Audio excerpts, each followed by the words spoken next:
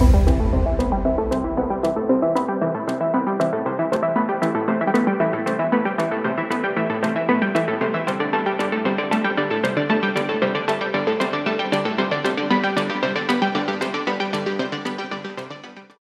everyone, welcome to my talk. I want to tell you about why you should probably throw away your 9s. So, a quick introduction and some reason about why you might want to listen to me in the first place. My name is Alex Hidalgo, and I'm the Principal Reliability Advocate at Noble 9, a company based entirely around helping you better measure your reliability. I've been a site reliability engineer for over a decade, including a long stint at Google, where I helped work on the second SRE book. My previous jobs, however, before that include things like food service, both front of house and back of house. I've worked retail, I've worked in warehouses, I was a game show host for a while, and I even supported myself as primarily as a DJ. But more recently, I've been working in the tech industry, and I also recently wrote Implementing Service Level Objectives. I also probably tweet too much, and if you want to follow me, you'll see my handle right up there in the top right-hand corner. So the reason I want to talk about 9s, the number 9, is because, well, we live in a world of 9s.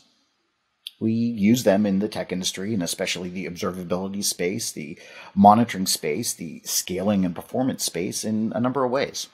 For example, we often use things like percentiles. We talk about things like percentages. We use both percentiles and percentages to help us do service level objectives, and consequently also SLAs, service level agreements. And finally, it's right here in the name of the conference, right? P99Conf. There's 2 9s right there. We really seem to like the number 9. But let's dig in a little bit about what those different things are. So the first thing I mentioned was percentiles. Generally speaking, they're used to talk about frequency distributions, right? So we have a distribution of generally latency is how we often use them. And we want to say we only want to think about a certain amount of it. And we can use percentiles to do that because we might want to handle outliers or a long tail. We'll talk about that a bit more in a little bit. And percentages are very similar to percentiles in the sense that they help you think about a certain amount of data. But we often use percentages to talk about error rates as opposed to percentiles, which we often use to talk about latency. So you may want to say something like, I want 95% of all API requests to return with a non-errored state. And then we have things like SLOs, service level objectives. This is primarily a philosophical approach to how to measure reliability, but you have to do some math to get the data to help you do that. And so you're generally setting targets, right? You say something like, I want 99% of my requests to be good every 30 days. But here we start to really combine things because often the query, the source of what informs an SLO, often has a percentile attached to it as well. So you might say something like, I want the 99th percentile of all requests to complete within 500 milliseconds, 95% of the time, every 30 days. So we're really starting to stack things on top of each other, and more 9s are being involved. And you also have service level agreements. They're very much like service level objectives, except generally speaking, they are written into contracts. They generally imply some kind of recompense, right? If you break an SLO, it is a bit of data that helps you decide what you want to do.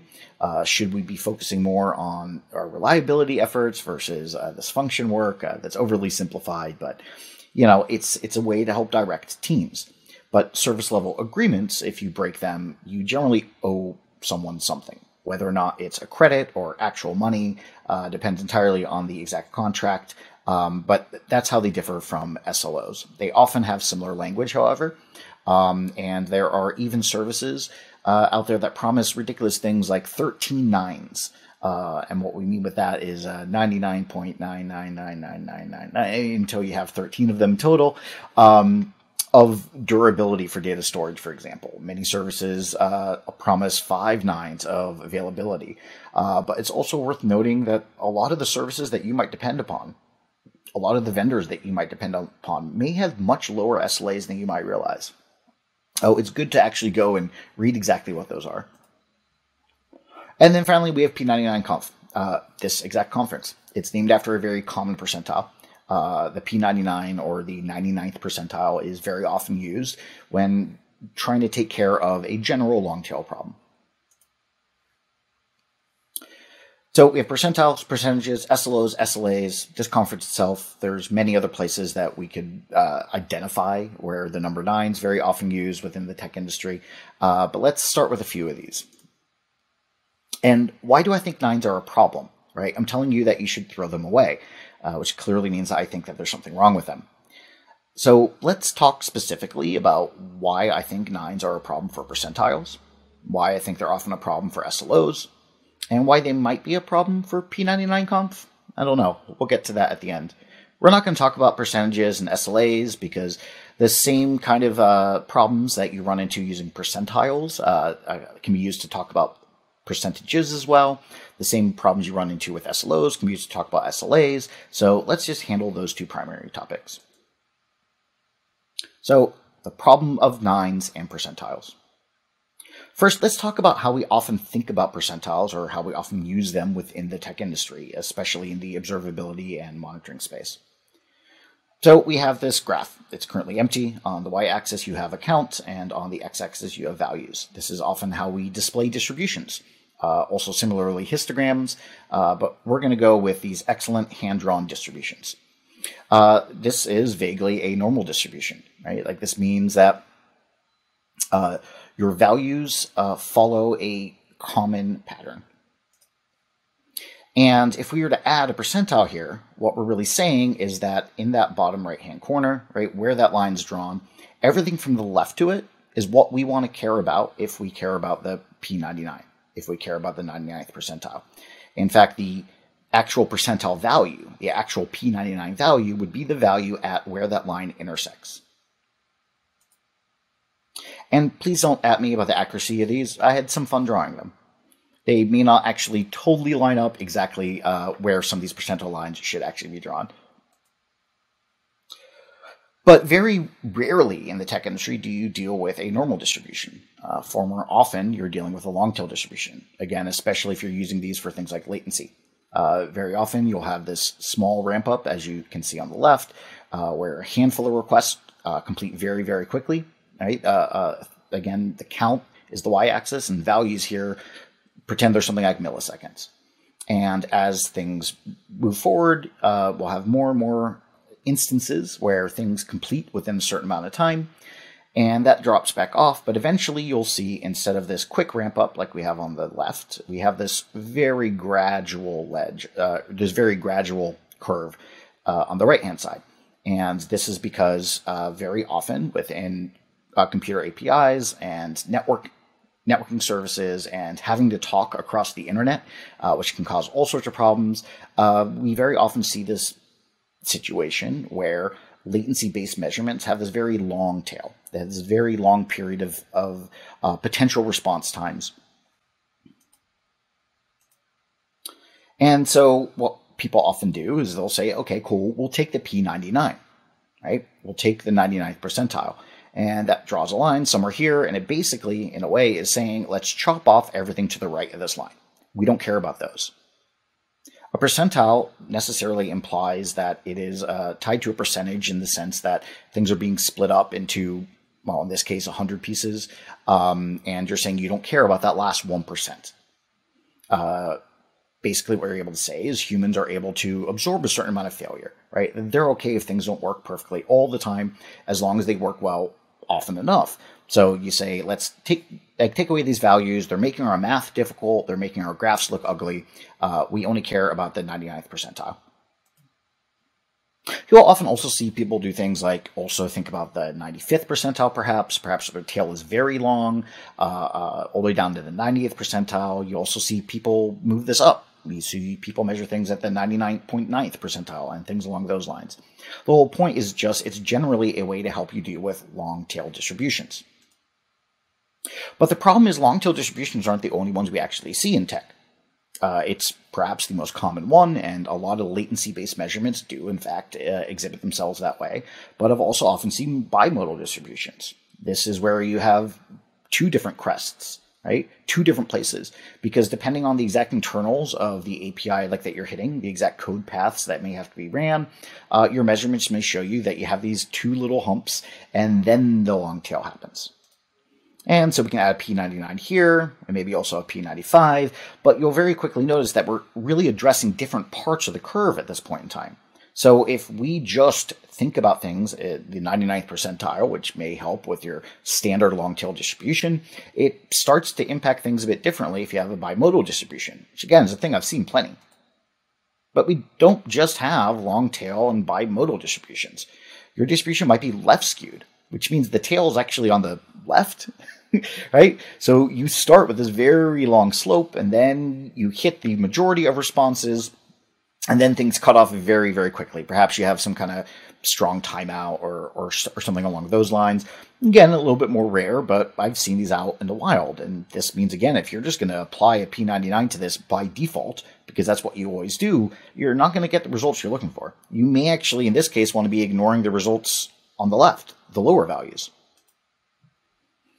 But you also have things like multimodal distributions. Not only can you have bimodal, where you may have two different crests, you can have multimodal, which is many, many, many.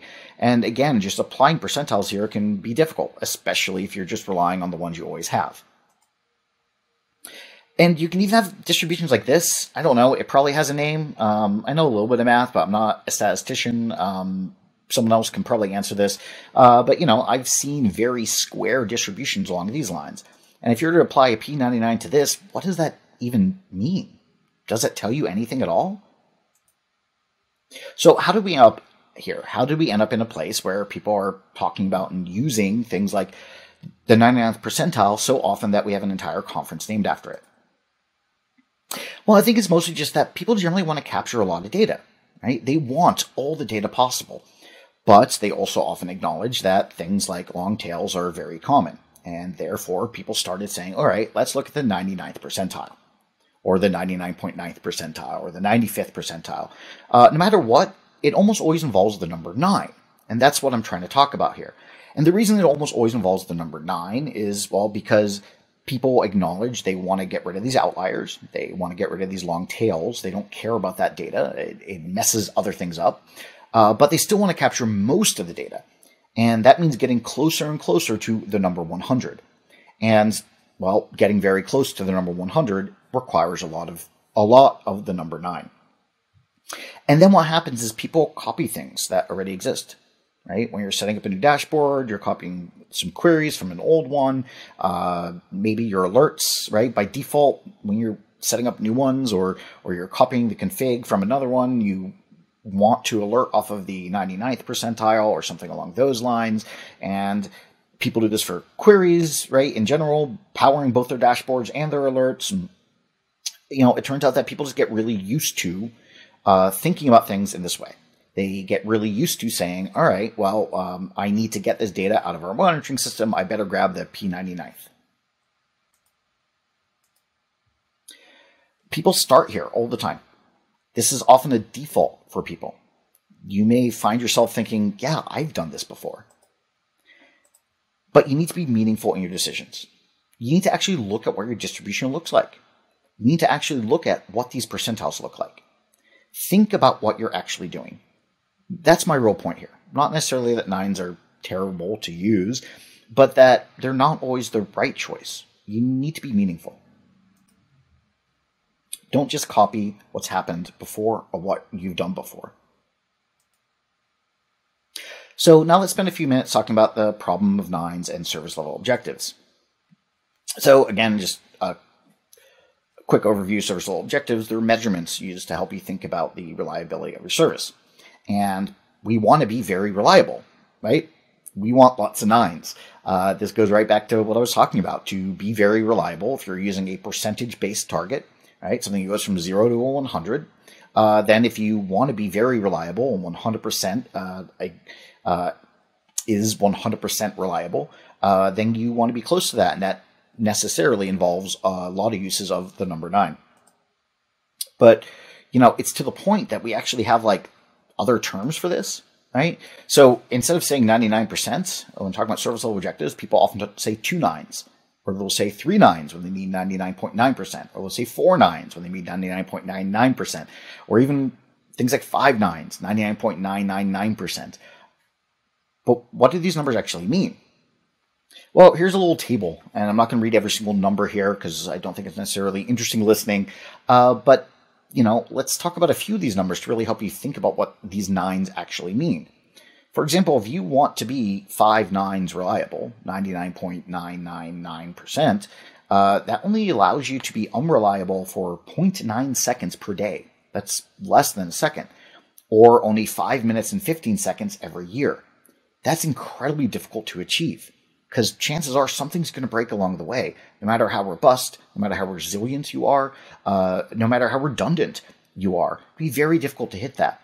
Especially when you take into consideration that if something does break and you need a human to go fix the problem or at least examine the problem, 5 minutes and 15 seconds a year, that's barely the time within people are going to be able to respond to a page, especially if it happens in the middle of the night and it wakes them up at 3 a.m.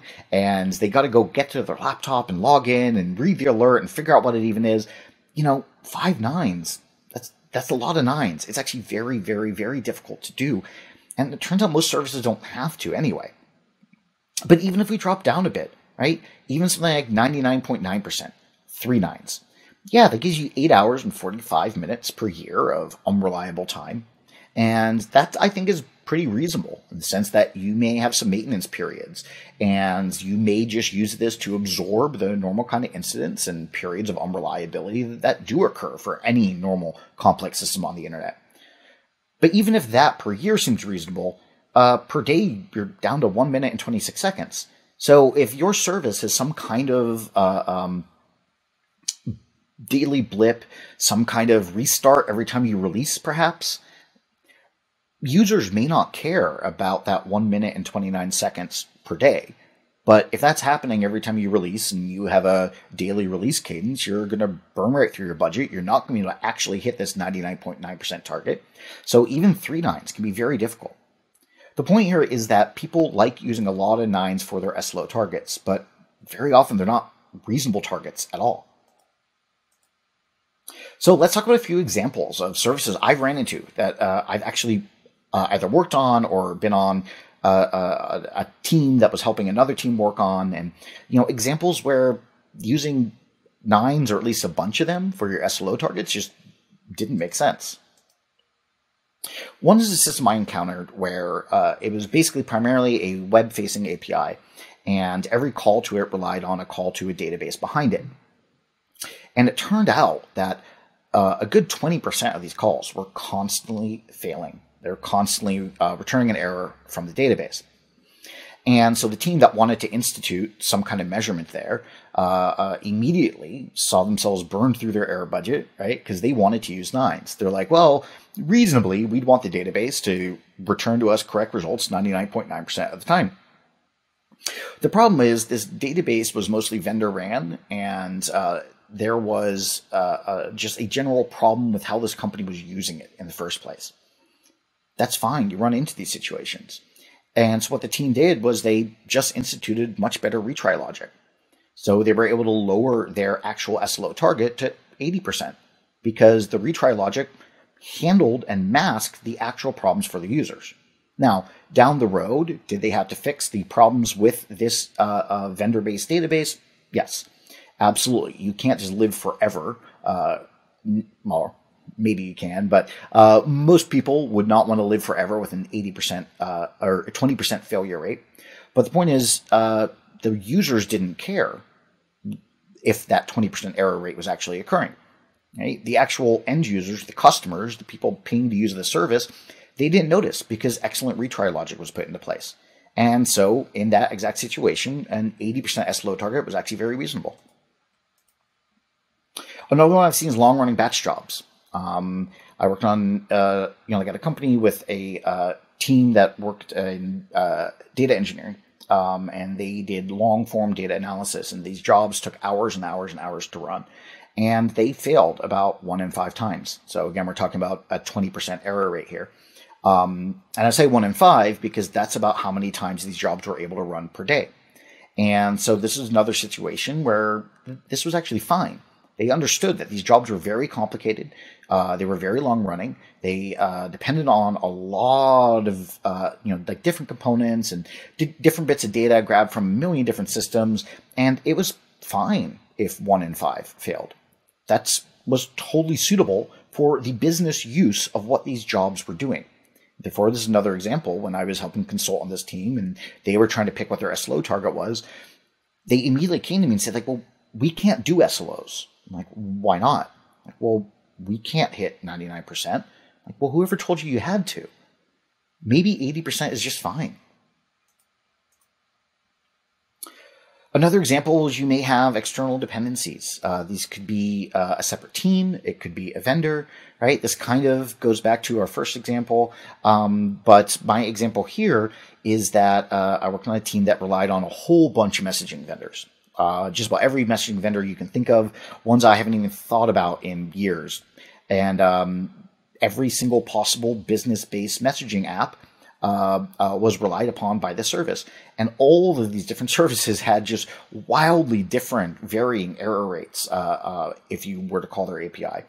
And what we realized was that, again, if we instituted some kind of retry logic, we were able actually a little lower our target percentage. So originally, we started with a default of 99.9% because, well, that's what you do, right? That's a common SLO target. So we just did it. And after a few months of measuring, we realized the correct target was actually somewhere around 97.2%.